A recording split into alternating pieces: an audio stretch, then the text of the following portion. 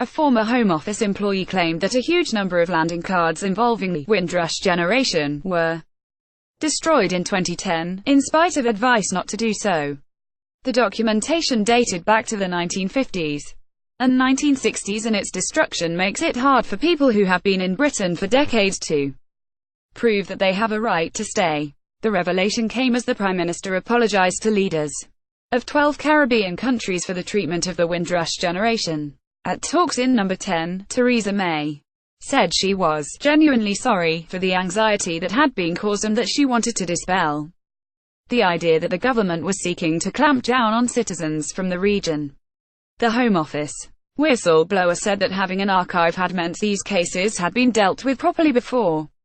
REUTERSTheresa May said she was genuinely sorry for the anxiety that had been caused. "We are genuinely sorry for any anxiety that has been caused," Theresa May, the ex-employee, said. "Sometimes the passport office would call up and people would say, 'I'll look in the basement.' However, after the archive was destroyed, staff had to say no record existed. Every week or two, someone would say, 'I've got another one here,'" he said. "People were writing to say, 'I've been here 45 years, I've never had a passport, I've never needed a passport. Now I'm being told I'm not British because it was no longer possible to search in the archive of landing cards.' People would be sent a standard letter that would state, 'We have searched our records, we can find no trace of you in our files.'" Getty. Home Office destroyed original Windrush UK landing cards, says ex-employee in her meeting with Caribbean leaders in London for the Commonwealth Heads of Government meeting. Mrs. May said the government accepted those who arrived from the Caribbean before 1973, when new rules came in, and who had been living in the UK without significant time away were entitled to remain, as were the vast majority who arrived subsequently. "I want to dispel any impression that my government is in some sense clamping down on Commonwealth citizens, particularly those from the Caribbean," she said. "I take this issue very seriously.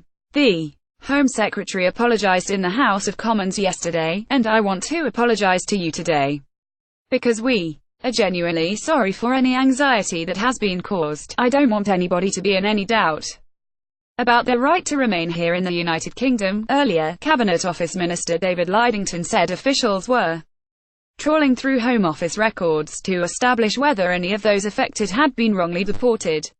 Theresa May apologised to leaders of 12 Caribbean countries for the treatment of Windrush generation. Lidington told BBC Radio 4's Today programme, "We don't know of any cases where someone has been deported from this category." Labour MP David Lammy said he had been contacted by a woman who came to Britain as part of the Windrush generation and said her son was facing deportation today.